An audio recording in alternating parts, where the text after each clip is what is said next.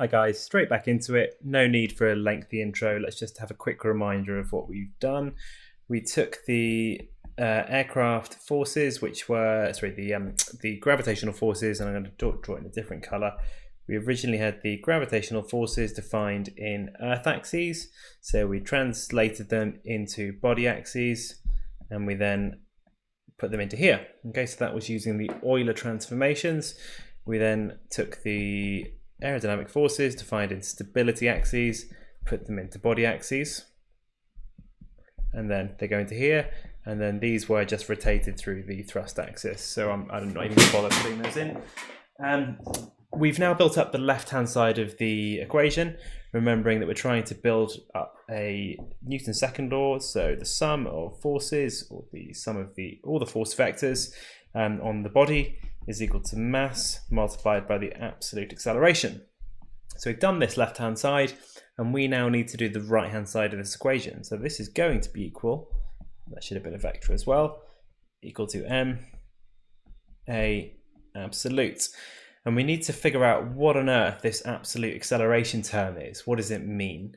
So you might be forgiven for thinking, well, I've got my velocity vector, and my velocity vector is an absolute velocity. That's equal to u, v, and w. So you might think, well, okay, my absolute acceleration is equal to d, v, on dt, and that would just therefore be equal to u dot, v dot, and w dot. Okay, this isn't true though. We can't do this. I'm going to put a knot here, and in fact I'm going to cross this whole thing out because we can't do this. Well, let's just prove why we can't in a quick counterexample that hopefully will prove pretty logical to you guys. So we're going to go back to the situation of an aircraft flying in a loop. Imagine I'd drawn a perfect circle there, that would have been cool. So the aircraft's flying in a loop of radius r. So for the purpose for this silly example, we're just having a constant radius aircraft loop. It's got a rotational speed of omega, and that therefore is going to be equal to the pitch rate, as long as our aircraft is flying in this direction, that is. Okay, so that's my terrible aircraft now flying in a counterclockwise loop. So the aircraft axes we could draw on here. I've got x, and I've got the aircraft z axis. So I could look at the velocity components that are on my... Okay, so consider an aircraft flying in a constant radius loop. The loop is of radius r, and so that rotation vector, or the rotational speed omega, is equal to the pitch rate q. Draw my aircraft body axes on here. I've got x and I've got my z axis here. So if we were to measure the aircraft velocity in the w direction, w would be a constant, it would be 0, and therefore w dot would equal 0 as well. Okay, so the velocity as measured in the aircraft body axis, assuming we've got no angle of attack for this case, then we would have this, and even if we had angle of attack, we would have the first derivative would be equal to 0. So let's just remember how we stay in a circle. We have to produce some sort of centripetal force, and associated with that, we've got the centripetal acceleration, which is equal to r omega squared. Okay, or for our case, that's just equal to r q squared. So that's the radius multiplied by the rotational speed, or the pitch rate, squared. I know that my velocity in the x direction, the velocity is u, and that for this case is going to be equal to r multiplied by q. So I could rewrite my r as u on q in this case, and I could substitute this up here.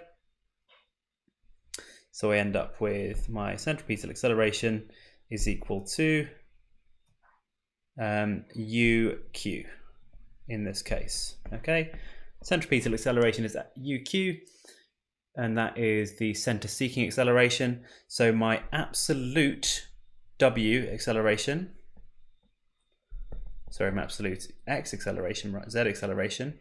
So let's write this as a z abs. In fact, we don't need to write the subscript abs, because if I write AZ in this sense, that's always going to be the absolute acceleration. It's going to be equal to minus UQ in this case. Okay, so there is some acceleration experienced in the Z direction on this aircraft, even though the first time derivative of the U of the W velocity is equal to 0. So something's going on here. And if we were to write this out properly, if I was to include all of the velocity components, then I would get something slightly different as well. So what would I get? I'd have if I had a yaw rate as well, for example, then I would end up with the full expression, which would be AZ is equal to W dot minus QU plus RV. Okay, and we haven't shown this yet, which is why I had to just quick glance over at my notes. So something's going on, and it's because we've got some rotation in conjunction with our velocity. Okay, so we're going to look up a means to develop this. Effectively, we are going to develop Coriolis theorem, and you guys will use this, and you'll use it in spacecraft dynamics. Now, in a lot of textbooks, it's sort of just given as a theorem. I'd rather go through a bit of derivation for it, because I think it's useful to see where things come from. So let's just have a look at our absolute, and I say the aircraft velocity vector, or just a generalized position vector. So R is equal to X I hat plus Y J hat plus Z K hat. Okay, this is a generalized position vector.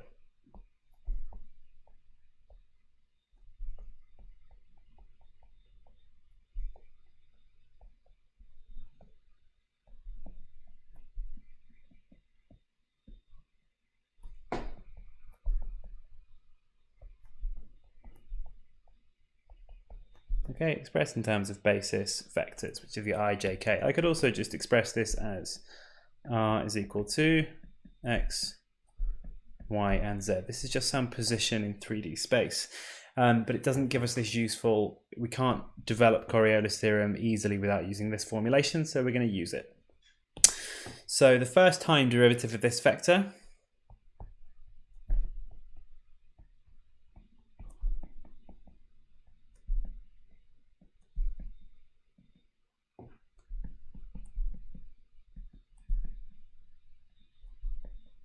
is sort of easy to determine. So we'll say, okay, well, R dot, so we're using the dot as this sense of absolute differentiation, is going to be equal to X dot I hat plus Y dot J hat plus Z dot K hat. Okay, that seems pretty easy. Now, that's only the case if we assume these basis vectors aren't differentiable rather. So because of the product rule, we can also say that we've got X I hat dot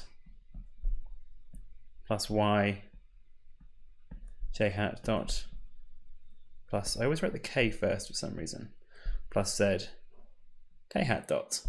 So this just comes from the product rule of integration, the product rule of differentiation.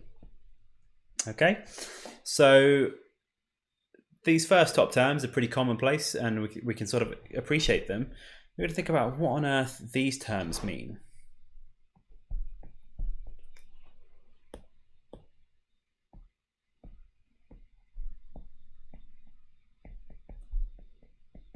Okay, and hopefully that's showing how confusing I thought this was when I first came across it, but we're going to try and come up with a means to think about what these actually represent. So these, in this sense, they give us an apparent velocity due to a change of these vectors if we've got a rotating reference frame. So I've written this with r, which is a position. We could also do the exact same thing with our velocity components, and we will end up using this for velocities, but I could have said that say v is equal to u I hat plus v j hat plus w k hat, for example, and done the same thing and ended up with the dots on the I, j, and k as well. I'm just doing it with the position vector because that's the way I fancy doing it. So these terms here, then we have to think about what's going on with these.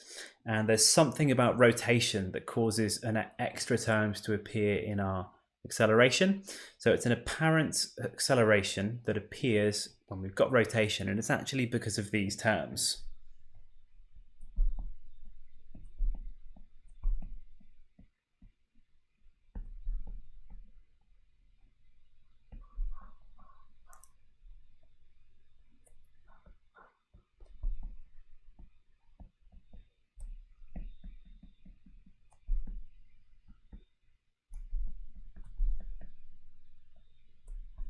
So what we're going to do is we're going to look at our basis vectors, and we're going to do little Euler transforms of these for each of the pitch, roll, and yaw rates. And it doesn't really matter what order we do them in because we're not doing sequences of rotations. We're looking at P, Q, and R, which are all defined in body axes. So let's do it. Okay, so we're getting apparent acceleration. We get an apparent acceleration. We also, in the way that I've written them here, we get an apparent velocity. So it's we get an apparent first derivative depending on what we're looking at. So if it's r up here, so I'm going to put all velocity. So whatever vector we've got in there, if we've got a position vector, we get an apparent velocity. If we've got a velocity vector, we get an apparent acceleration. Okay, so there we go. Again, I'm not going to test you guys on this stuff. I want you to have it because I think it will help your understanding of Coriolis theory. And when I say I'm not going to test you on this stuff, I know that's going to cause a lot of you to just skip ahead. And I don't really mind if you skip ahead, but I promise this will make you a better engineer. So we need to think about what these things represent. So we will, if we know it's to do with rotation, we'll look at what happens to the basis vectors as we rotate them through pitch rates, and then we'll take it through smaller and smaller time periods to see if we can come up with some form of acceleration. So we'll subject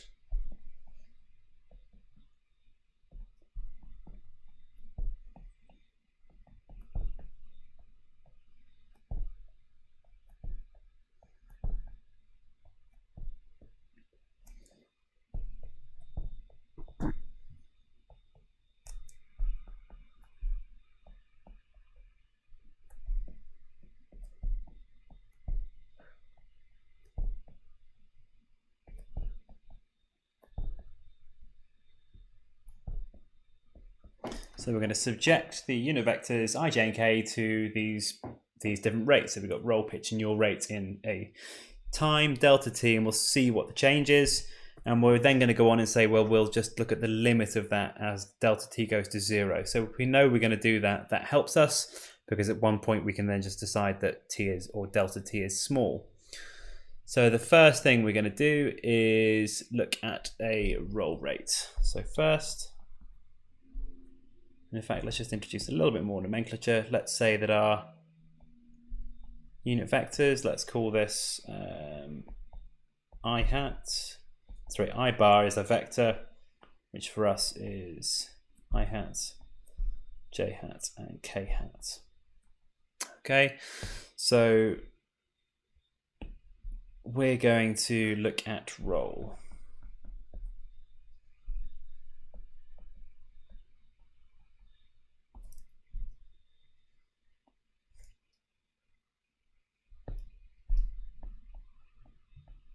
Because I'm writing it in terms of the position vector, I'm going to put velocity. So we've got an apparent velocity due to roll p in time delta t. So if we're rolling about the x-axis, so the vectors that I care about.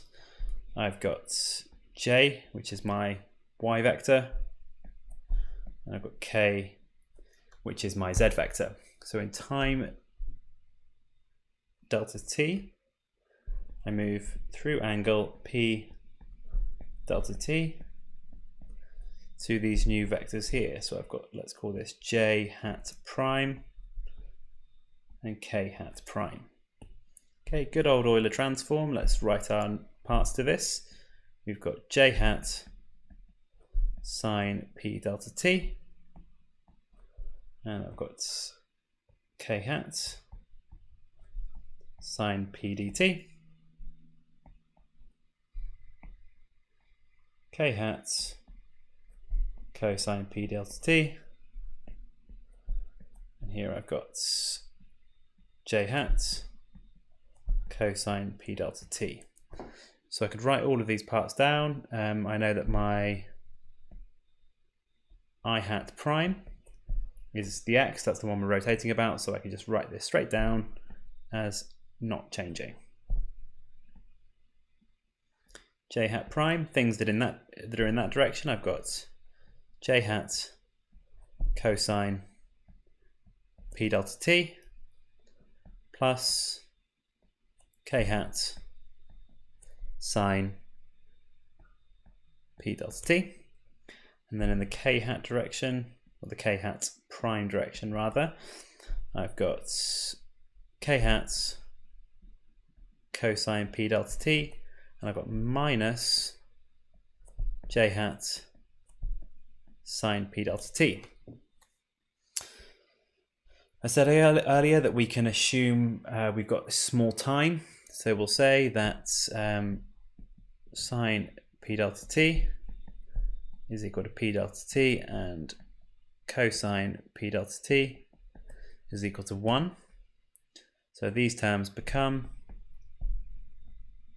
j hat plus k hat p delta t. This next one is k hat minus j hat sine p delta t, and the top one's unchanged. So what we've just shown here, we've got what the new vectors are. We're after the change, okay? So we want to see what the change to our vectors are. Okay, so let's say we can define a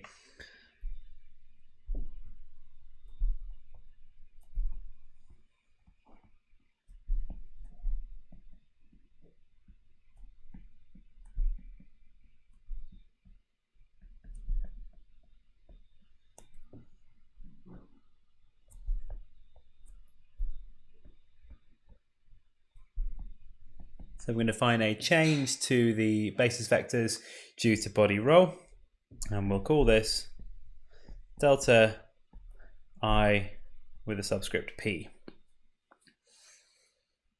So we'll say that delta I bar p is equal to I bar prime, because of p, which is what we've got up here, minus I bar. So that's going to be equal to I hat minus I hat. So what I'm doing is I'm taking these terms up here, or these two here, and I'm going to be subtracting my basis vectors from them. So I'm going to be subtracting this from them. Okay, so the next one is going to be k hat p delta t, and the last one is going to be minus j hat p delta t. Again, the top one is just I minus I, so I can actually just get rid of that. That's a 0. Okay, so this one here is the change to the unit vectors due to a body roll rate. Now we're going to do the same thing in pitch and yaw.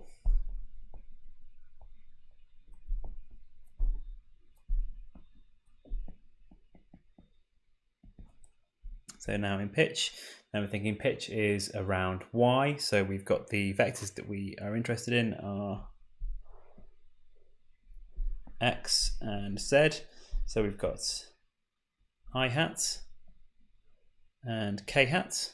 Again, because we're not doing sequences of rotations, we're looking at small changes of the body vectors, then we're right back to I and k. And I've said second here, it's sort of arbitrary. I could have done them in any order because I'm looking at the effect of each of these in isolation,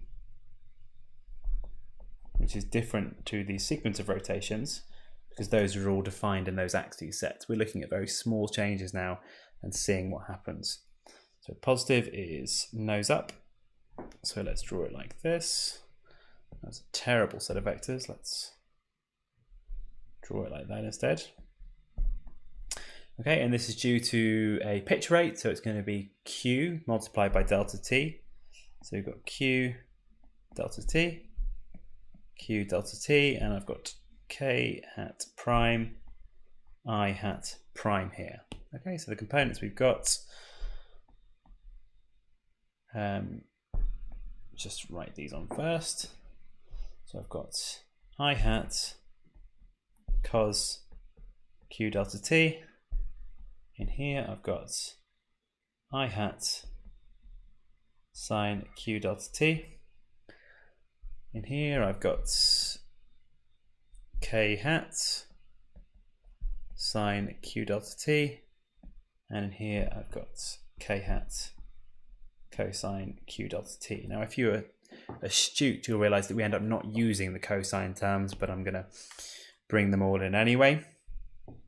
So our I hat prime, we're looking at the components that we've got in the I hat direction, which is in, let me get my highlighter, this direction. So I've got this one here, and I've got minus this one here.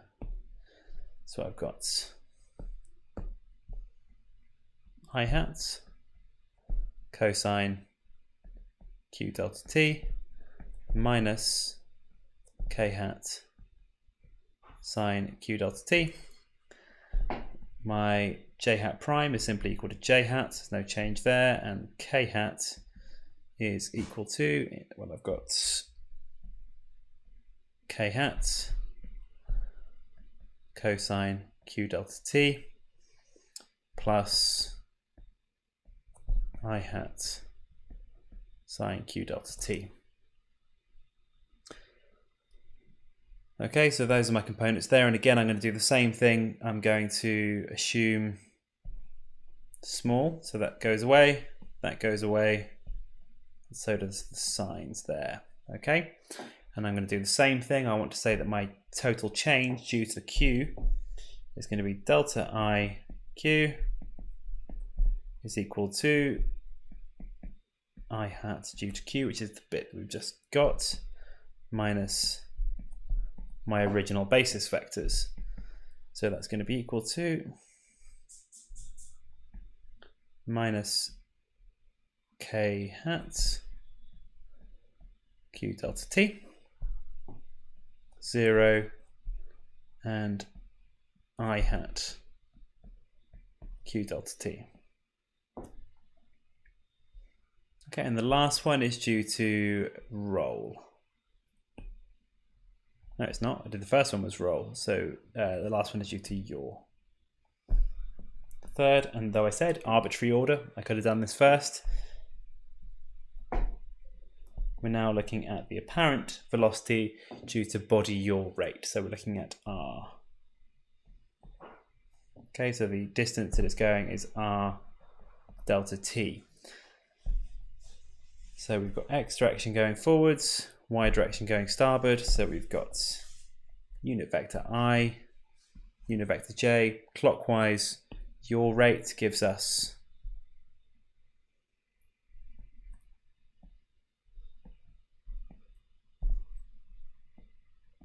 rdt, rdt, and I'm only actually going to write the sine terms in because those are the only ones we need. So I'm going to say that we've got I hat sine rdt, j hat sine rdt. I'm going to be a little bit cheeky with the shortcut here because what we are going to end up seeing, let's just write on I hat prime and j hat prime here. If I write my I hat prime, j hat prime, and k hat prime, which is my new unit vectors, I'm going to end up with, in the I direction, I've got, assuming small delta t, I'm going to end up with I hats plus j hat r delta t. In the j direction, I'm going to have j hats, and I'm going to have minus I hat r delta t, and then I'm just going to have, in this direction, all I'm going to have is k hat. Okay, so we can see that the change in the unit vectors due to body yaw rate is going to be j hat rdt minus I hat rdt, which is equal to 0. So why on earth have we done any of this? Why have I got those? Well, what we really wanted was these three terms here. So that delta IR, delta IQ, and delta IP. These are the change, or the apparent velocities, because I was dealing with positions. I was dealing with a position vector. These are apparent velocities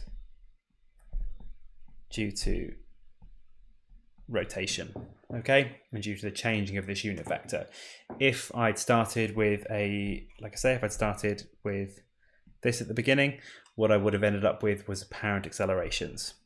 Okay, but the identity that we're about to produce works for any vector that's that we can put into it. So if we put position in, we get an apparent velocity out. If we put a velocity in, we get an apparent acceleration out. So we've got those there. We can just add them all up. So I'm going to say so we're going to sum them, and we'll say that the total change of unit vectors, which is going to give us our total velocity, is going to be equal to delta IP plus delta IQ plus delta IR. Okay, so that is equal to the things that we just had before. So this first one was 0 kpt minus jpt.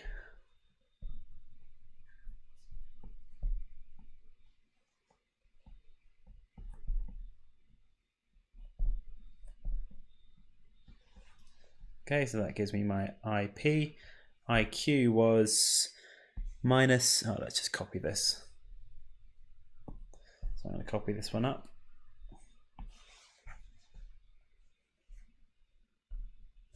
If I can expand that. There we go. And then I'm going to copy this last term in here as well. This last one was the change due to yaw.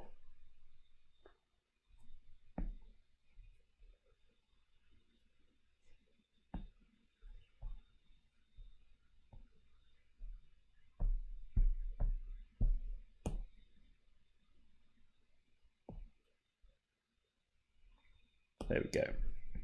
Okay, so this is now the change in all of these vectors due to the total combined yaw, pitch, and rolling rates. And I could rewrite this. We see we've got a common delta t in all of these. And so what I've got there, if I take the delta t's out, I end up with j hat r minus k hat q. And then I've got k hat p minus I hat r. And then I've got I hat q minus j hat p.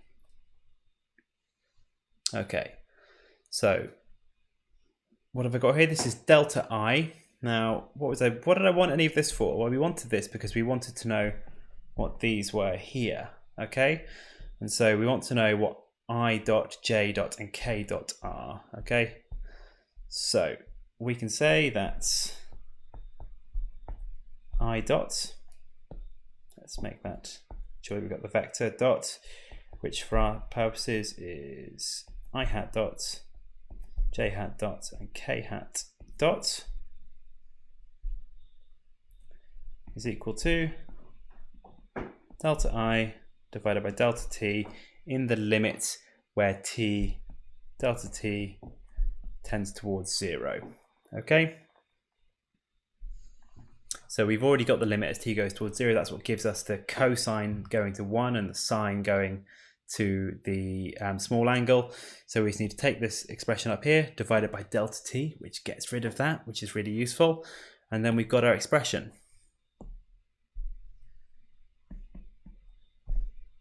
So I hat dot, j hat dot, and k hat dot is simply equal to this term here. Okay, so we've now got those parts of our basis vectors here. Now, still we haven't quite got an actual expression for those that helps us yet, because well, we've still got this in terms of these basis vectors. But let's go back to our expression up here. And let's bring this with us. So let's probably going to have to make this a little bit smaller when I bring it over.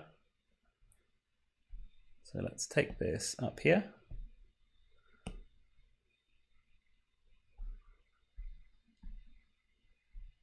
Just to remember what we were trying to do. Okay. So I'm going to copy this, which is what we were trying to create. And we've now got an expression that gives us these terms here. So I can just rewrite this a little bit. Let's bring this up here, and let's work in this clean space. So we can say we may now use the terms for I hat dot, j hat dot, and k hat dot in the above.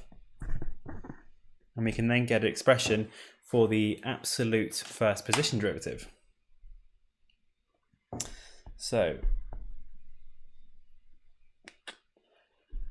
r hat, or the vector r dot is equal to x dot I hat plus y dot I hat plus z dot k hat, which is just taking the first line that we did up here and copying it down. Let me just move some things away so I've got a bit more space on this page.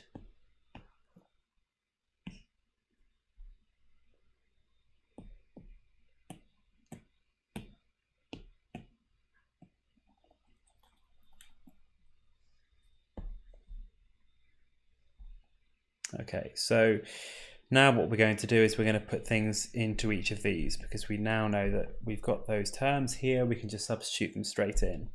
So we now also have x multiplied by j hat r minus k hat q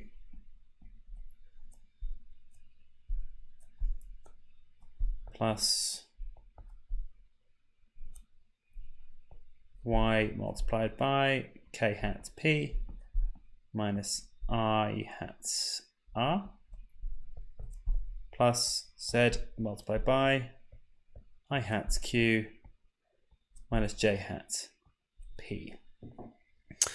Okay, so we're sort of done with basis vectors now handily. We're going to write this back in an expression that, you know, we like to see things. We'll just put it in terms of a column vector collecting the i's, j's, and k's together. So let's just color it in for ease. We'll put the red can be where we've got our I terms.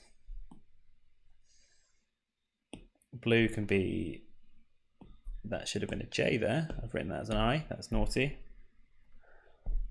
The j there.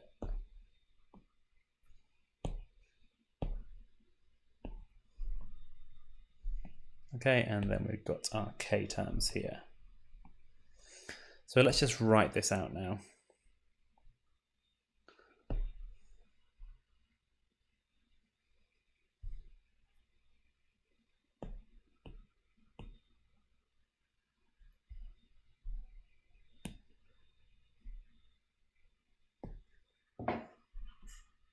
So this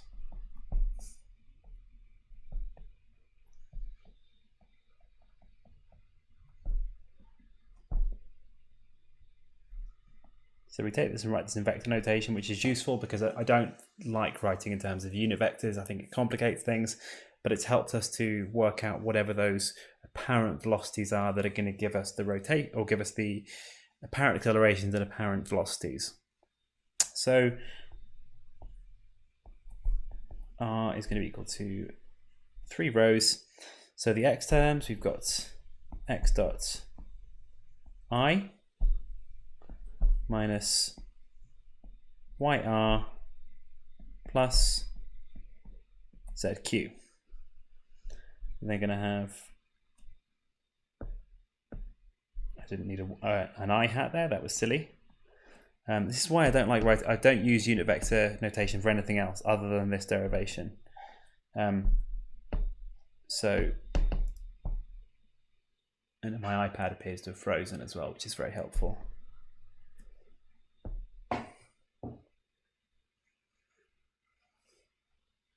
Come on. Okay, there we go. So we've got y dot, and then on the blue terms, we've got plus xr minus zp, and then on the last row we've got z dot minus xq plus yp. Okay, so we've got these expressions here, and this gives us our position vector, and sorry, this is the first derivative of the position vector, which is the absolute velocity vector when we have rotation. So we can now express this, and we can see, well, these right-hand terms, these are actually simply equal to the rotation vector crossed with our position vector. Okay, and we can just confirm that by doing the cross product. So I've got ijk, p, q, and r, and I had x, y, and z. So the way that I do these is maybe it's different to how you guys do cross products, because I don't know how it gets taught in American high schools. But the first row we've got qz minus ry. In the second row we're going to have rx minus pz, and then in the third row we're going to have py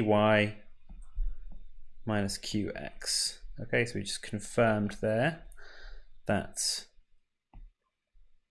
those are exactly the same, the things that we've just determined there. So what we've just determined, we've actually produced something really powerful, which is the first order Coriolis identity. We don't necessarily know that we've got it yet, but we have just shown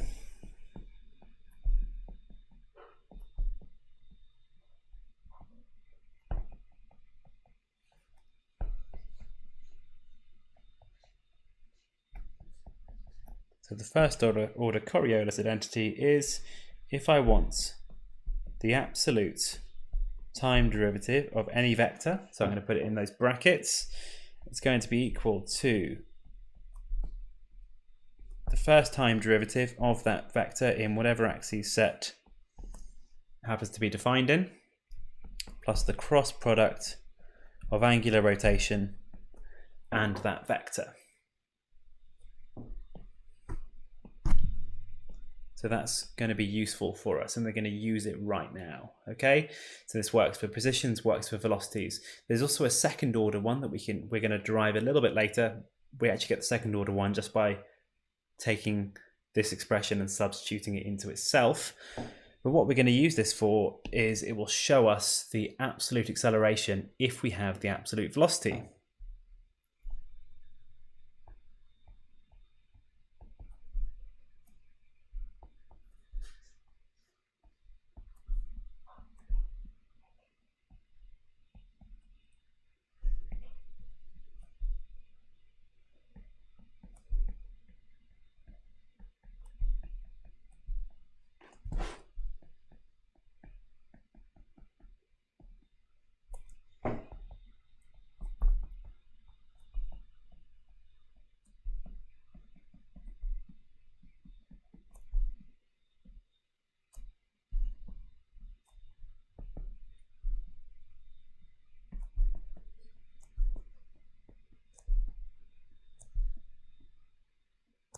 And we'll get the absolute acceleration if we put it into there. So our absolute velocity is u, v, and w.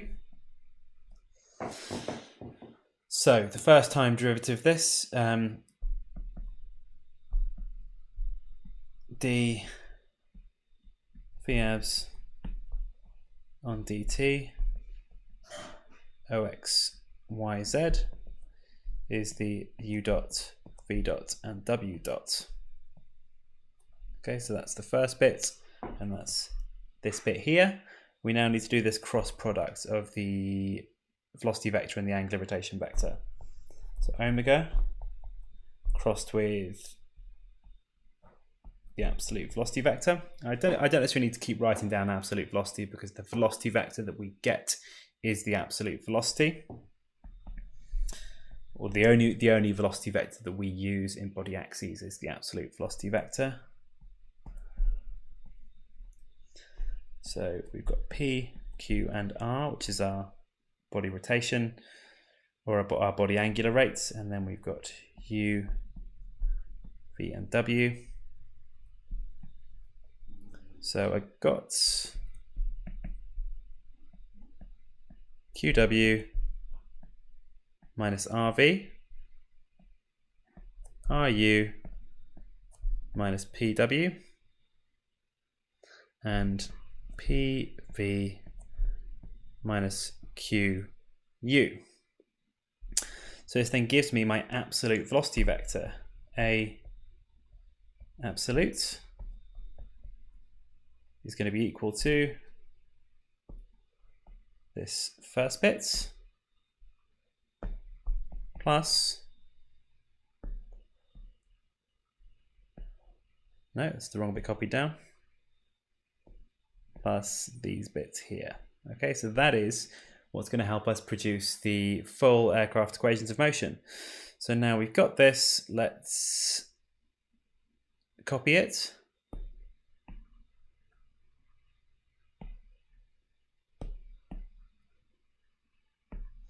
Okay, so let's go back to our aircraft equations of motion where we got to.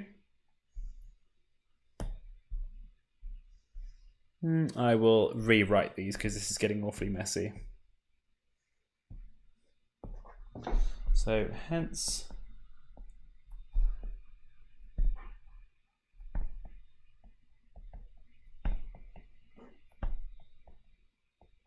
so we can now write the full equations of motion for translational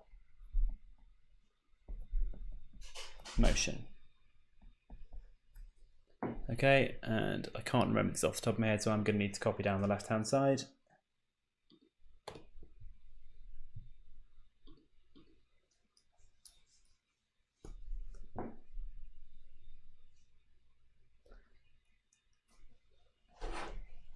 In fact, if I'm copying it down, I might as well just paste it in here, okay? Okay, so these are our equations of motion for translational motion. Okay, and we went through a lot of different things to produce them. Let's just go through and remind ourselves of how we got here. We've got gravitational terms, which came from our Euler transform from Earth axes to body axes. We've got some aerodynamic terms, which came from the rotation from stability to body, and then these were just defined in body axes anyway, so we didn't need to do much to those. And then the mass, didn't need to really do anything to that, but we derived Coriolis theorem, or the Coriolis identity, which says that if we have a vector and we want to know its absolute time rate of change, then that's going to be equal to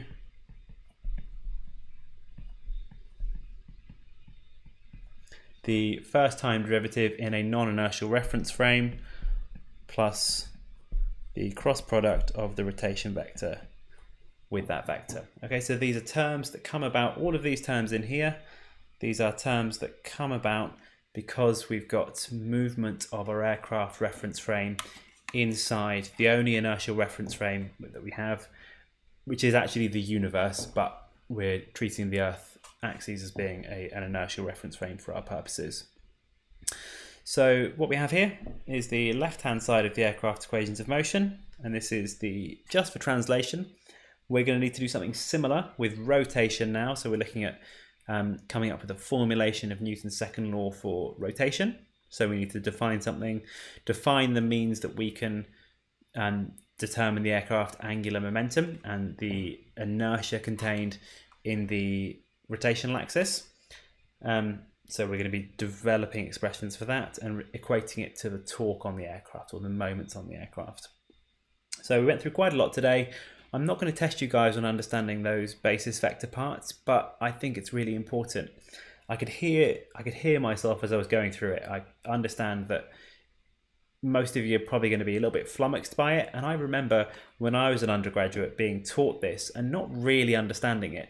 But I'm very glad that I was taught it as an undergraduate, because I've come back to it in later years and thought, yeah, it's a good job I was shown that, because you never see this in a textbook. If you pick up Yekout or many other books, you'll just see this given to you, and no reason as to why it's there. Okay, so we've got these other terms that come about, and you can intuit some of them. I.e., if you're in an aircraft flying in a flat turn, then you're not accelerating. You'll, in terms of your y direction of acceleration, if you had an aircraft, if you took the derivative of your v velocity, you wouldn't get any acceleration out of that, but you would feel acceleration. You'd feel the centrifugal acceleration, or the centrifugal force rather, in response to the centripetal acceleration that's pulling the aircraft in this turn. So you can intuit these terms and why they come about, and we've just shown mathematically where they come from, and these have enabled us to build up both sides of the aircraft equations of motion.